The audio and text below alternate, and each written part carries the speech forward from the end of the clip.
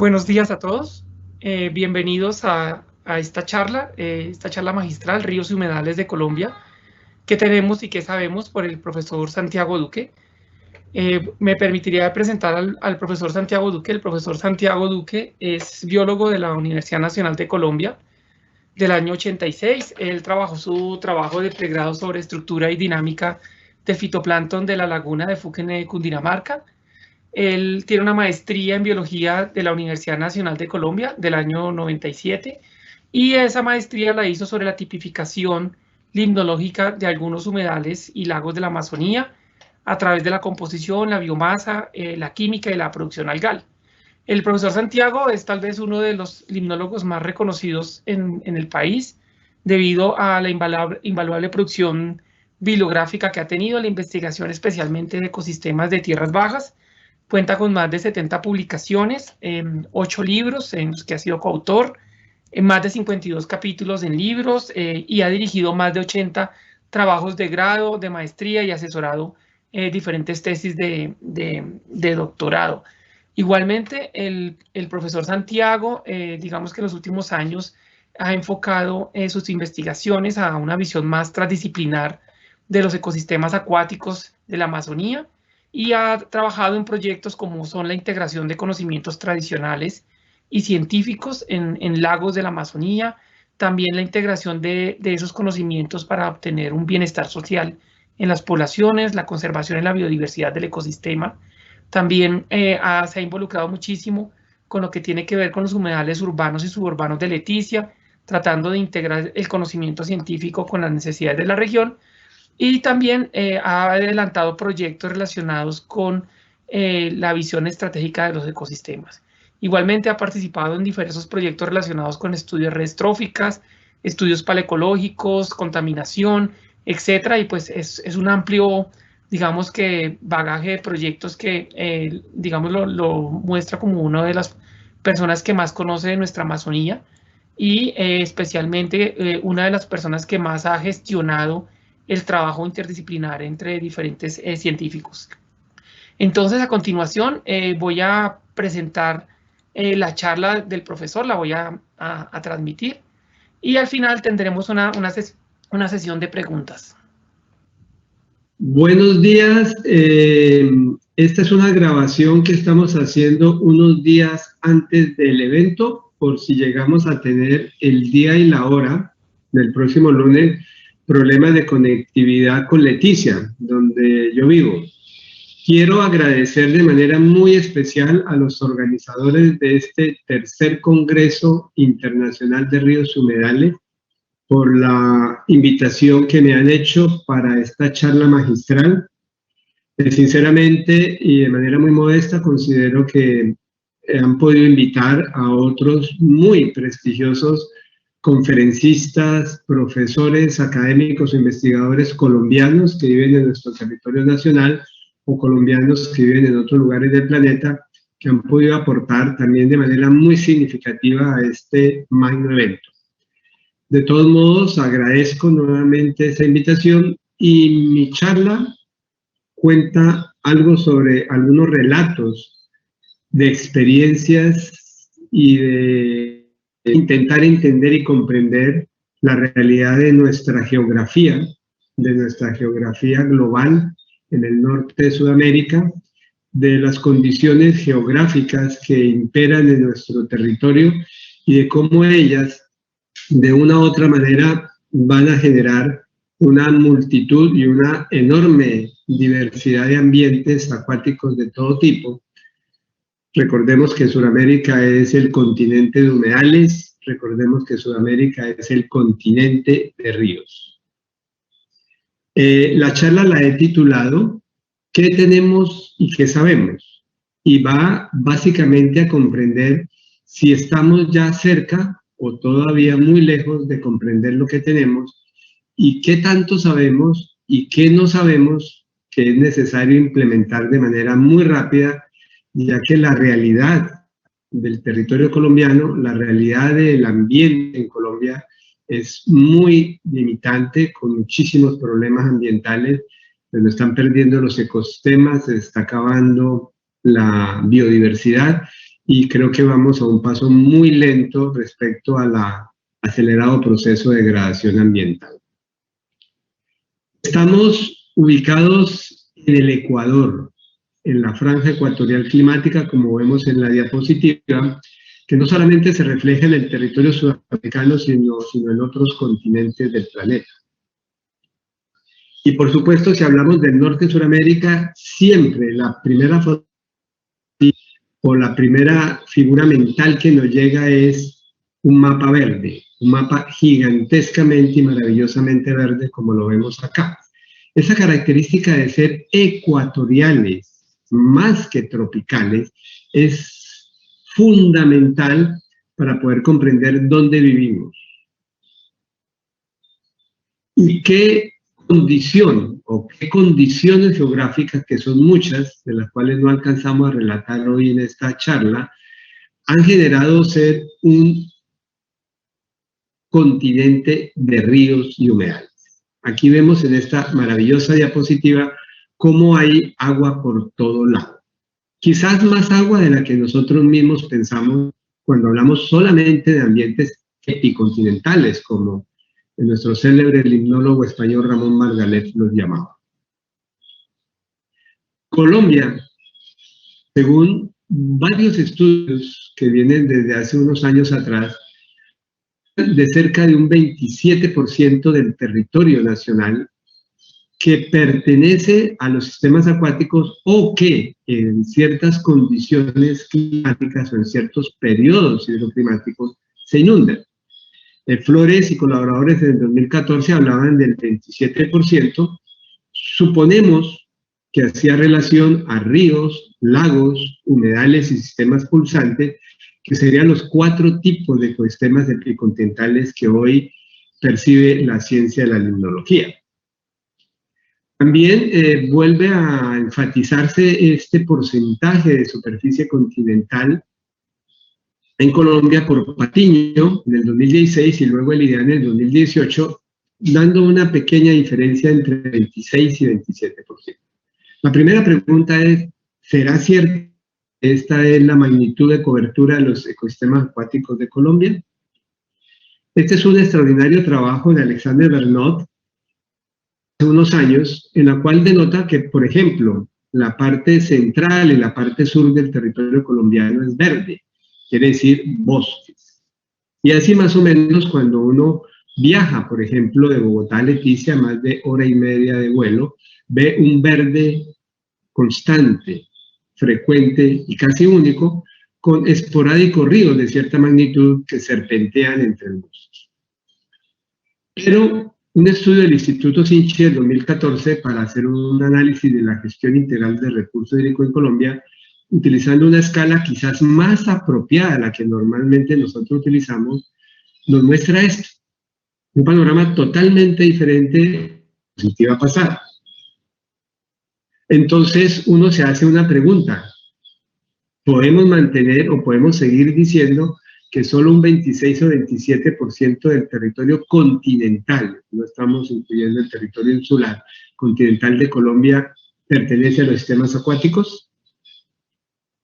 Tenemos un sistema nacional ambiental, una organización estatal que permite desde diferentes puntos de vista, con diferentes entidades de diferente orden y diferentes funciones, intentar comprender el ambiente de Colombia.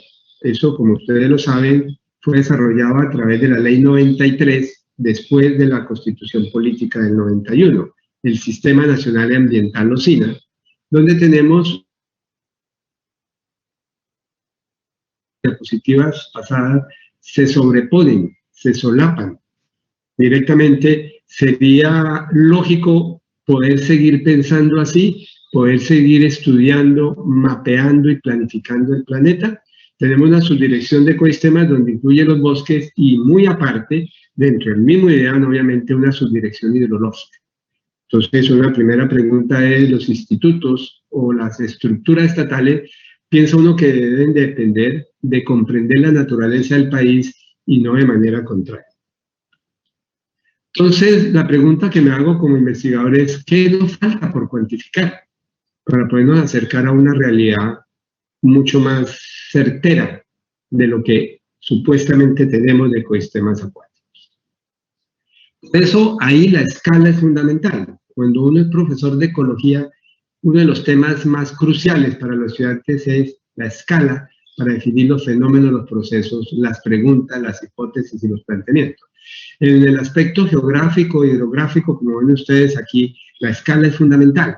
Y quizás pareciera que es un poco loco de parte mía decir que tenemos que trabajar a una escala lo más cercana a la realidad, por ejemplo, 1 a 1000, pero quizás hay que hacerlo en muchos casos porque no hay una homogeneidad ni siquiera en el tramo de un río.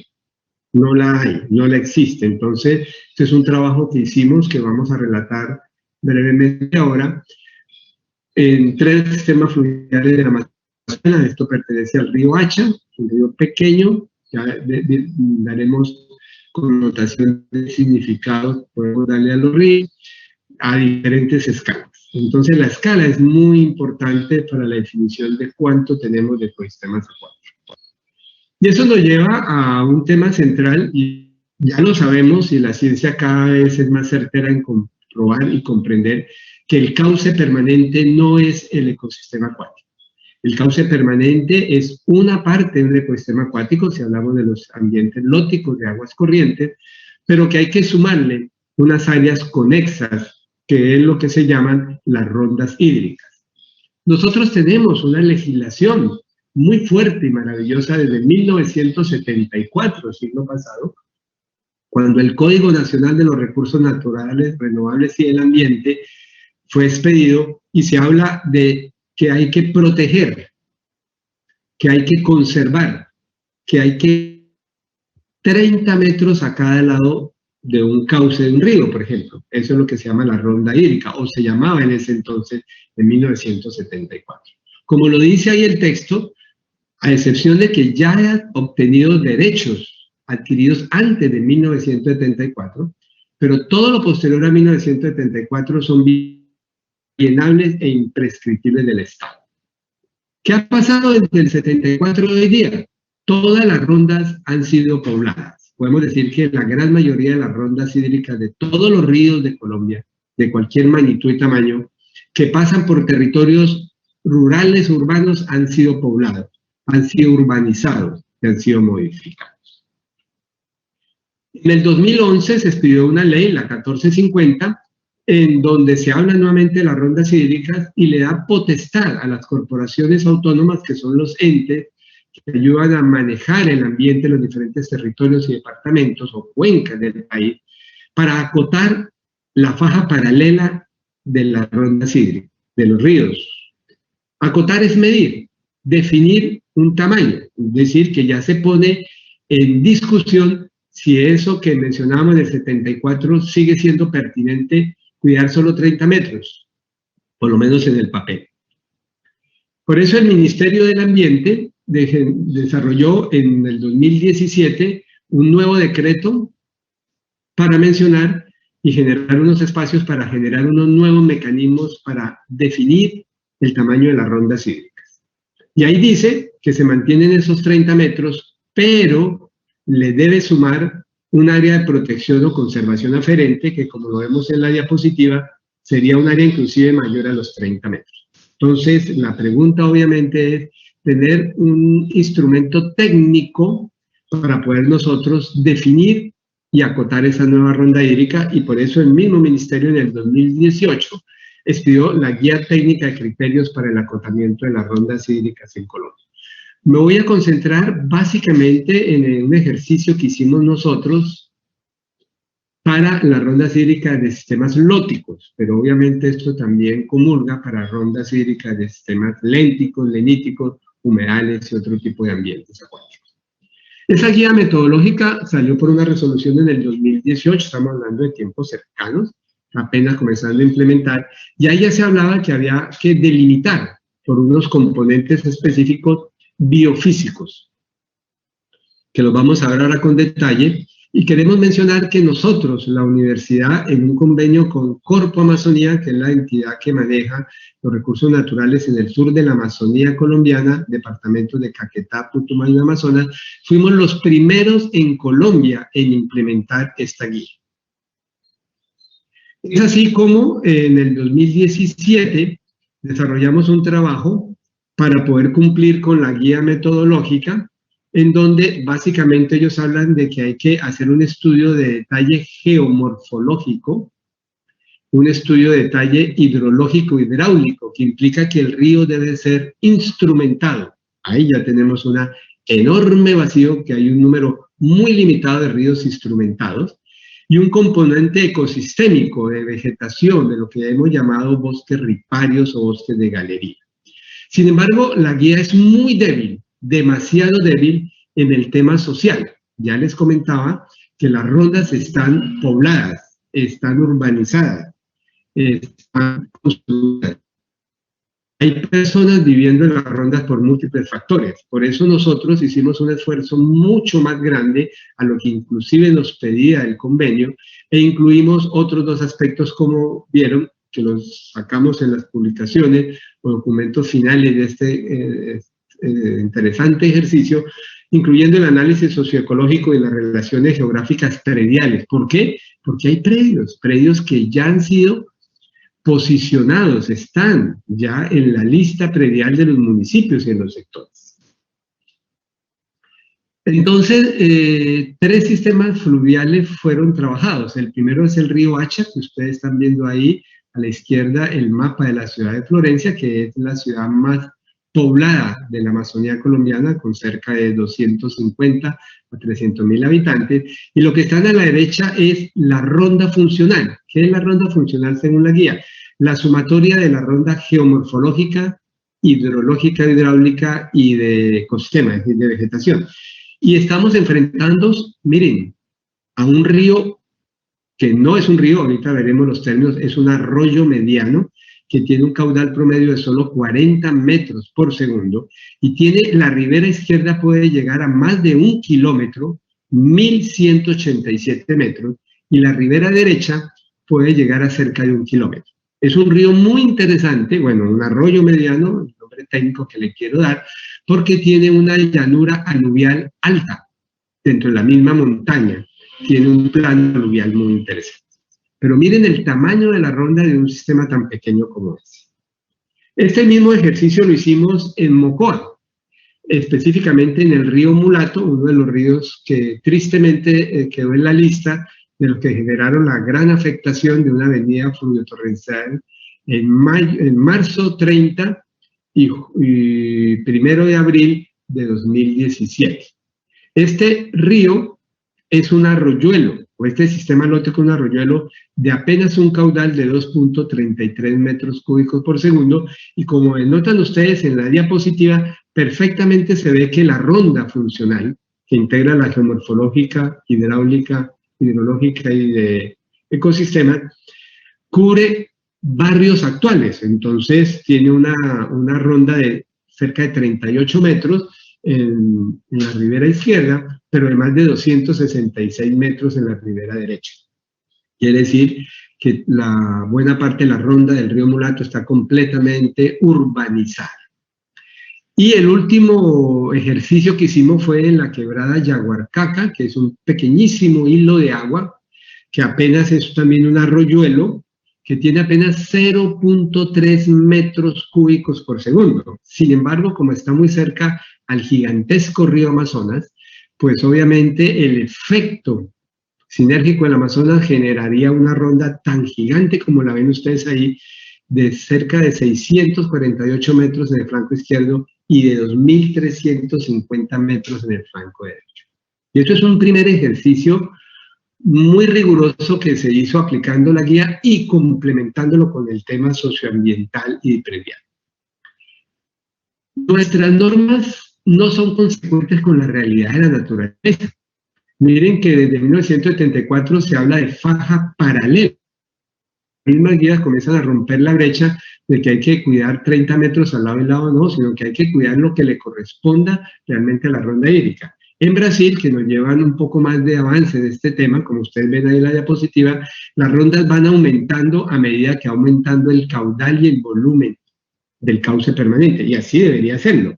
Entonces todavía estamos un poco lejos de comprender la realidad. Es diferente un río colombiano en la parte inicial, en la parte media o en la parte final de su valle.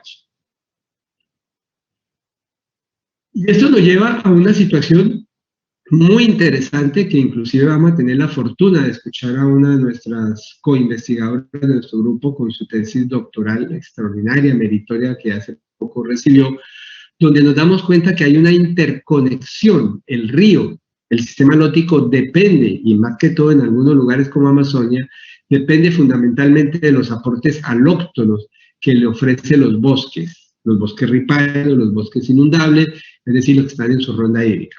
Pero también hay una doble vía que no se había pensado y que hace muy pocas décadas la ciencia ha podido comprender gracias a ecología trófica y al desarrollo de tecnologías de punta como isótopos estables, de que los ríos también alimentan los bosques. Eso no lo voy a detallar porque vamos a tener la fortuna en algún momento de estos días de escuchar esta conferencia o esta ponencia oral.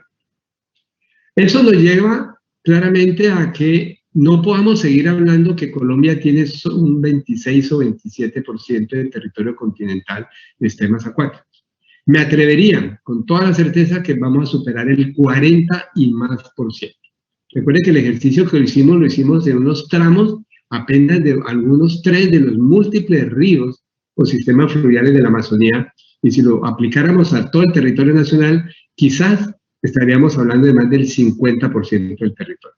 Eso nos lleva a la realidad de que Colombia está muy atrasado en poder tener planes de manejo, de contingencia y de enfrentar la realidad de lo que es el agua continental en nuestro país. La característica de ser ecuatoriales también nos genera una marca fundamental, que es los cambios de nivel de los sistemas hídricos. Es una condición natural, sine qua non geográfica, que no podemos dejar de analizar y que no podemos seguirles echando la peste, los problemas a las inundaciones. La inundación es un factor natural ecuatorial y sobre eso no podemos hacer absolutamente nada y no lo deberemos hacer. Debemos de comenzar a adaptarnos, a aprender a vivir donde estamos. Aquí claramente se denota cómo el paso de las franjas de nubes de norte a sur, dependiendo de ese movimiento del planeta respecto al Sol y de las estaciones térmicas que nos generan los vientos que mueven las masas de nubes del Ecuador, son las causantes de esas variaciones interanuales, anuales y también veremos interanuales gigantescas que tienen nuestros sistemas fluviales. Aquí vemos claramente que no es lo mismo estar en el norte del país y en el centro y en el sur. Mientras que el sur puede estar lloviendo o tener las mayores intensidades de lluvia y los mayores caudales, en el norte podemos tener los valores menores. Así que hay una heterogeneidad climática y hidroclimática muy interesante en Colombia a tener en cuenta. Y tenemos factores globales, como los factores de El Niño y la Niña, los factores ENSO, como se llaman técnicamente, que no son factores relacionados con las sociedades humanas, eso hay que aclararlo. Hay datos contundentes científicos de hace 6.000 años en sedimentos del lago de las Islas Galápagos en Ecuador, donde ya se denotaba las presencias del niño y la niña. Entonces esto es muy importante considerar porque cuando existen los años El Niño, la mayoría de los sistemas hídricos colombianos disminuyen sus caudales o tienen históricos datos menores de caudal, de volumen y de expansión o de retracción, a diferencia de los años La Niña, que frecuentemente ya los escuchamos constantemente en todos los niveles.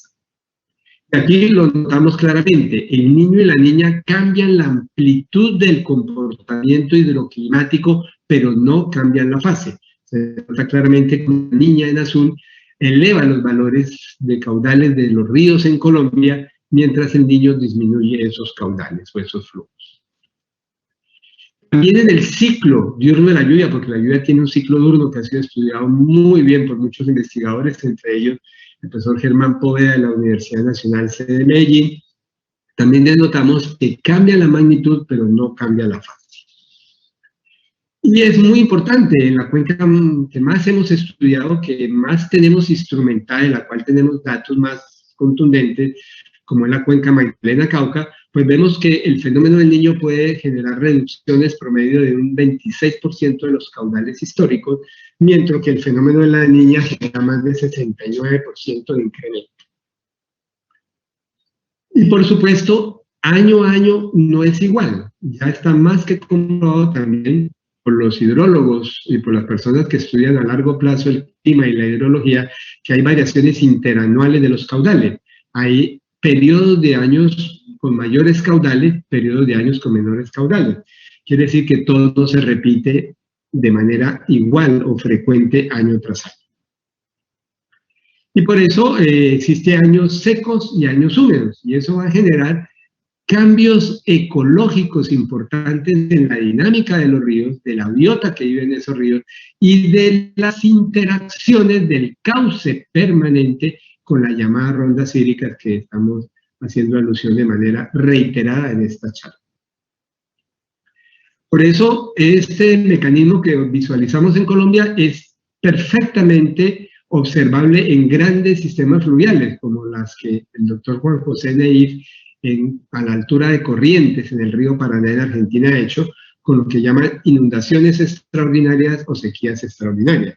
El río Amazonas, donde yo vivo, ya se ha comprobado que tiene periodos interanuales de 10, 12 y al parecer tiene un periodo de 70 años, del cual lastimosamente tenemos 1 o 2 datos, tocaría esperar unos 70 años para comprobar si ese periodo interanual de 70 años es verdaderamente previsible y real. Nos ha llevado a...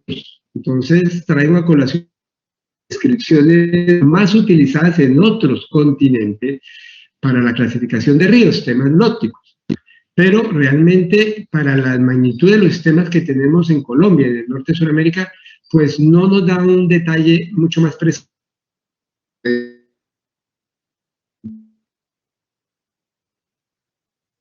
Tecnología en Argentina, que ha hecho un trabajo extraordinario para definir ríos, arroyos y arroyuelos.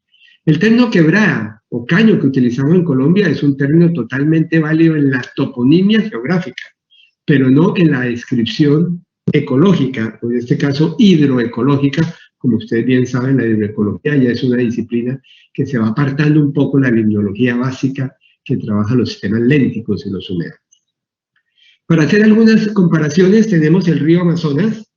El río Amazonas y el río Caquetá serían los 2 únicos ríos continentales. Nuestro gran río Magdalena sería un río grande, el río Cauca y el río Atrato, ríos medianos, el río Sinú y San Jorge pequeños, y el resto de un sinnúmero, elevadísima lista de pequeños sistemas fluviales lóticos de Colombia serían arroyos, como el río Manso del Caribe, el río Medellín y el río Bogotá, sería un arroyo mediano, el río Ranchería, un arroyo pequeño, y la gran mayoría de lo que ustedes vieron en una diapositiva pasada serían arroyuelos.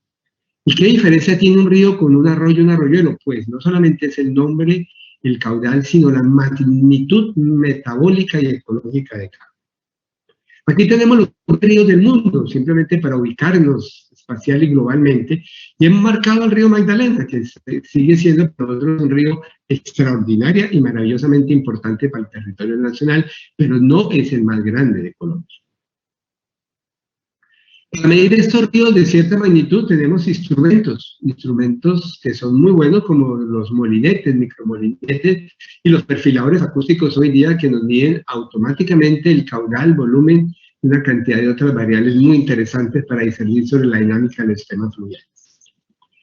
Y eso funciona muy bien en ríos como el Amazonas o como el Magdalena, que son ríos predecibles, quiere decir que debido a los tamaños de su cuenca, yo puedo predecir más o menos los cambios que son lentos, pausados, bien sea aumentos o hacia disminuciones, hacia expansiones o hacia retracciones de la ronda. Cuando hablamos de arroyos, la cosa se vuelve más compleja.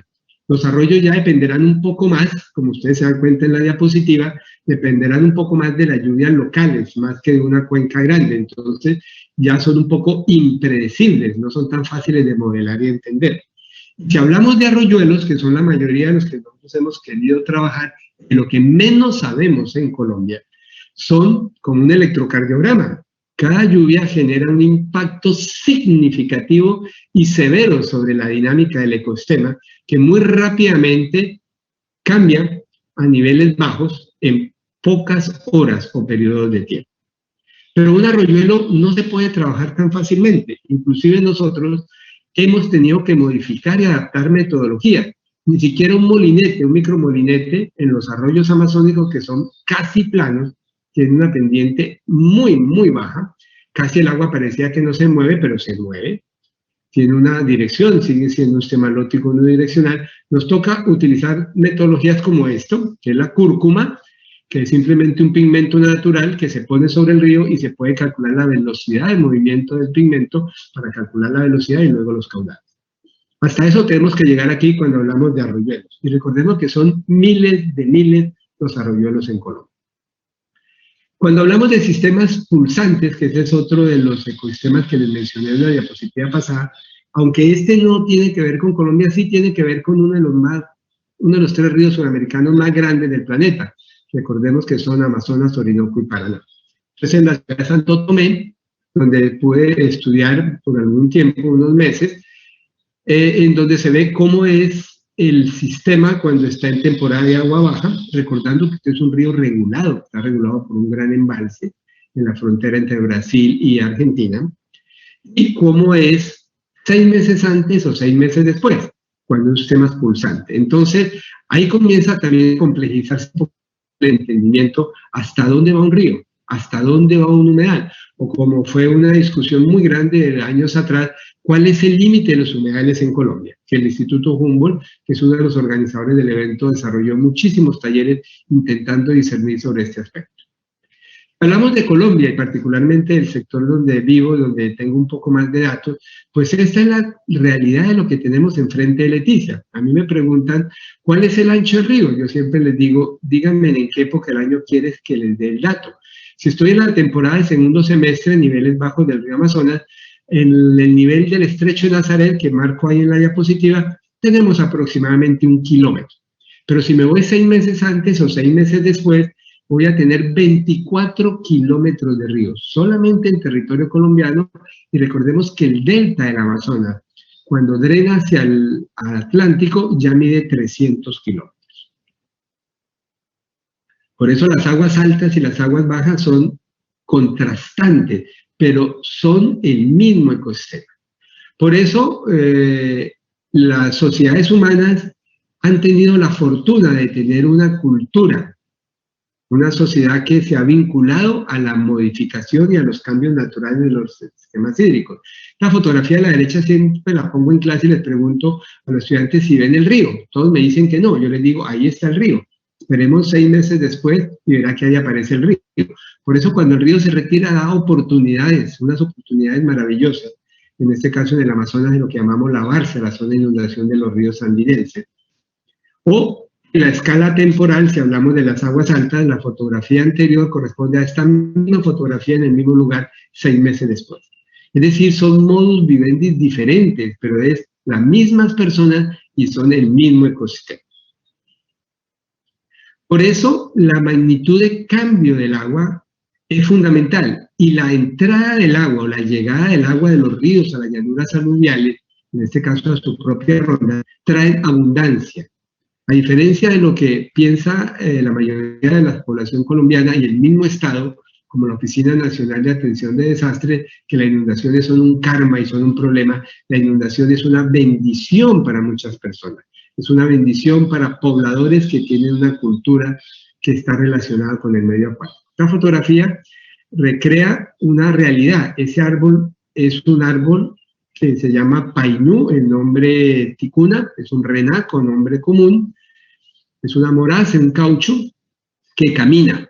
Así como ustedes ven, camina por zancos, es un matapalo, y se ve perfectamente el cambio de nivel que puede ocurrir en un ciclo de 1 año entre el nivel de agua alta y baja en la Amazonia colombiana.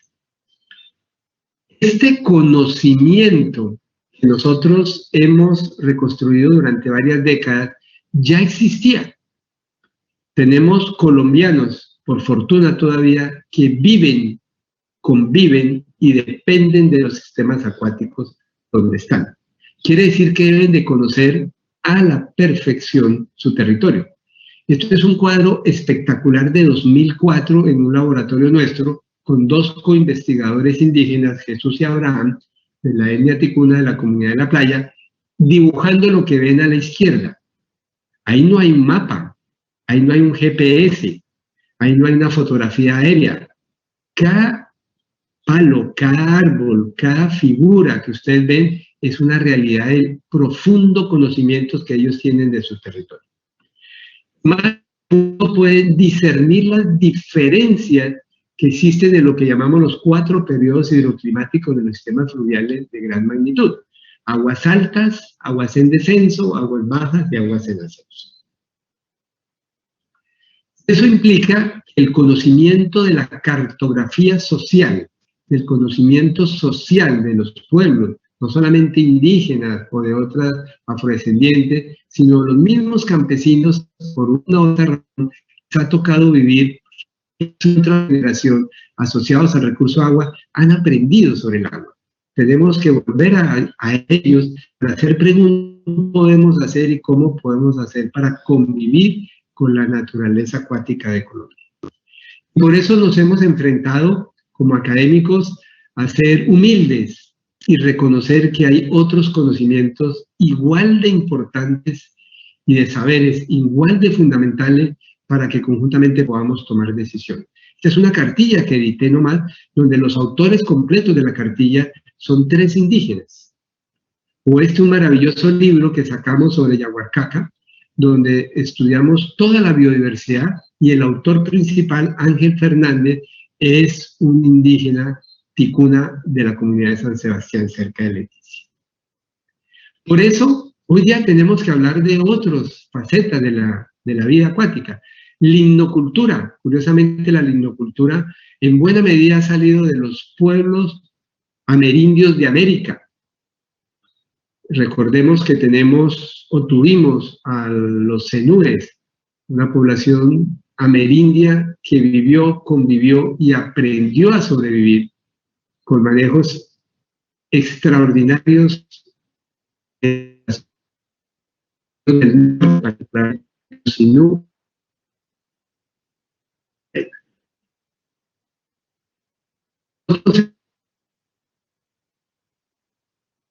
Al que originalmente, cuando llegué hace 32 años, se llamaba limnología amazónica. Nos hemos dado cuenta que tenemos que tener un discurso mucho más amplio, mucho más trans y multidisciplinario. Por eso, como en esta fotografía, cuando hacemos trabajos hoy día, conversamos los saberes a través de algo que se llama los diálogos de saberes. En la fotografía está la abuela materna de 80 años hablando en lengua ticuna, comentando de una manera muy sutil de los cambios que han ocurrido en el territorio en los últimos 20, 30 años, con el nieto de ella, Alexis, traduciéndonos lo que la abuela dice, y Enrique Cazú, un antropólogo nuestro, recopilando, intentando entender y comprender ese conocimiento profundo que tienen nuestros pobladores. Por eso, este es uno de los legados más importantes que se han escrito en Colombia en los últimos años. La doctora Úrsula Jaramillo, como líder principal de una gran cantidad de investigadores, colaboradores del Instituto Humboldt y de muchas otras instituciones, publicaron estos 2 bellísimos tomos que se llama Colombia Anfibia. Colombia es anfibia. Recordemos que estamos superando el 40% del territorio continental para ello. Como hemos tenido cambios pronunciados, frecuentes y constantes de degradación ambiental en todos los ecosistemas del país, llamémoslos o separémoslos como el ideal lo ha hecho de manera un poco errada, sistemas terrestres y sistemas acuáticos, bosques y aguas. Existen metodologías muy buenas en la ciencia hoy día a poder, con base en el pasado, poder predecir el futuro. Y afortunadamente existe la paleolimnología y la paleoecología, que ya está causando importante en Colombia, pero que debemos de incentivar mucho más. Son pequeñísimos los grupos de investigadores con nombre propio de algunas universidades que tienen ya la capacidad de vislumbrar las señales guardadas, la memoria, las frases y los fenómenos que quedan guardados en las bibliotecas limnológicas de Colombia. Esas bibliotecas son los sedimentos de los lagos, los sedimentos de los humedales. Entonces es una metodología que ha servido en el planeta para poder saber cómo van las cosas, para dónde van y cómo podríamos de alguna manera reconstruir, reorientar, reorganizar. Por eso la paleolimnología hoy día es una herramienta fundamental que debemos de implementar en muchas partes de Colombia donde tenemos todavía enormes vacíos de qué ha pasado, cómo ha pasado y qué factores han generado esos cambios. Muchísimos indicadores, el más común y más utilizado, un poco complejo, pero que en Colombia tenemos diatomólogos, es decir, colegas colombianos que se están especializados en este gigantesco y complejo mundo de las diatomeas, pero los proxies de indicadores de diatomeas siguen siendo fundamentales en este capital trabajo que esperamos se siga desarrollando en el país. También quiero plantear algo. Siempre en Colombia, cuando ustedes ven toda la tema del ordenamiento territorial, de la normatividad, se habla de cuenca. Sin embargo, la cuenca es una manifestación física, real y geográfica, pero no es una manifestación biofísica funcional de los ecosistemas. Hay que hablar más allá de las cuencas. Y eso es un problema muy grande que tenemos en Colombia. No comprendemos la interrelación entre cuencas todavía. Por eso traigo a colación la que más hemos estudiado, por lo menos nosotros que vivimos en este territorio meridional de Colombia, que es la cuenca amazónica, las fuertes interdependencias que existen entre los Andes amazónicos y la llanura amazónica. Eso nos lleva a la realidad de que ya no podemos hablar que los únicos sistemas fluviales o los únicos sistemas lóticos o a lo que podemos llamar ríos ocurren en la superficie de los continentes. Esto que ustedes ven es lo último, como dirían, lo último que ha salido y lo más novedoso que hay para capitalizar la importancia de la Amazonia en el planeta. Y es que se han dado datos como estos que les menciono ahí, un árbol amazónico, un solo árbol de madurez grande, un árbol grande de 30, 40 metros, puede evapotranspirar más de 1000 litros de agua al día. Se habla que hay más de 20 billones de árboles en la cuenca amazónica hoy día, que cada día se va reduciendo por la deforestación, por lo cual que la cuenca amazónica está aportando de manera significativa humedad a la atmósfera. Y por eso, desde hace unos años, desde el 2006, con una extraordinaria teoría de dos físicos rusos, Anastasia Makeleva y Viktor Gorsnov, en el 2006 publicaron y rompieron todos los esquemas de paradigmas de la explicación meteorológica y climatológica del planeta para hablar de la teoría de la bomba biótica y particularmente del papel de los grandes bosques de Siberia y de la Amazonas como los encargados de construir los nuevos sistemas fluviales del planeta, los ríos aéreos.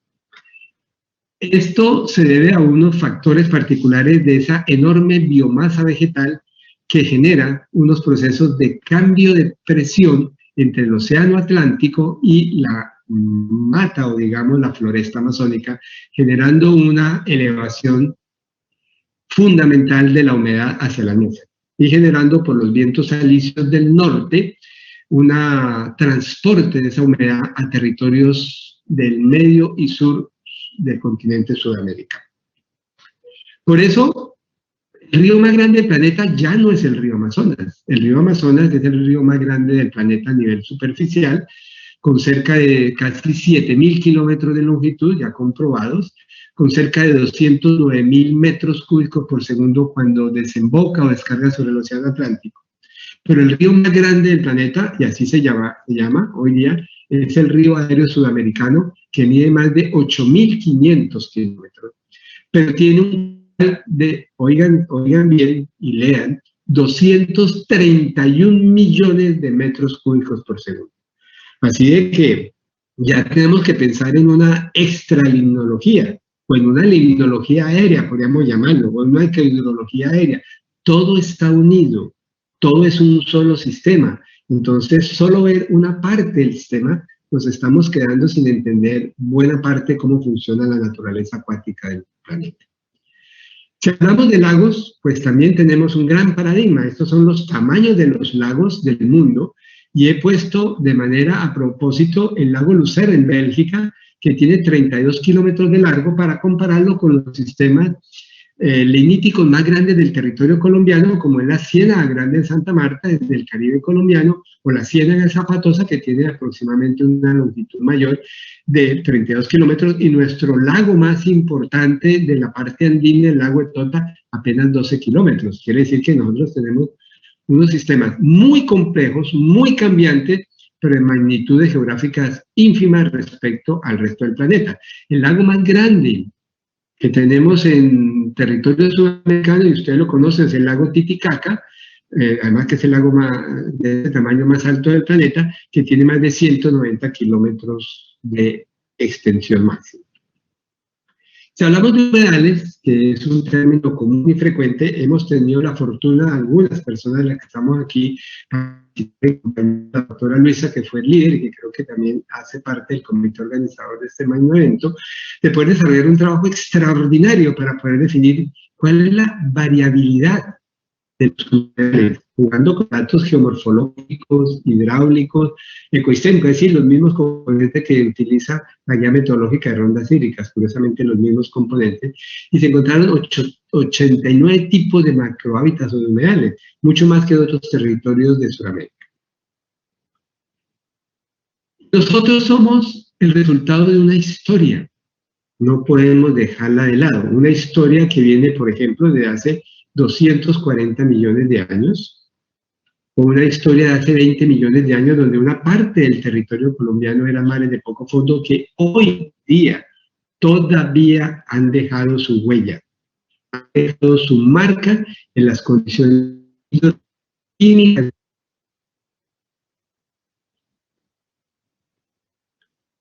Continuamos con la grabación, mil disculpas si hay un pequeño freno en la charla mía, me fue el internet pero ya volvió, y les quería comentar en mi charla que nosotros todavía tenemos un legado de la historia geológica que ha ocurrido en el norte de Sudamérica y que hoy día todavía se vislumbra en la hidrogeoquímica de Colombia, en la relación de los acuíferos con las aguas superficiales.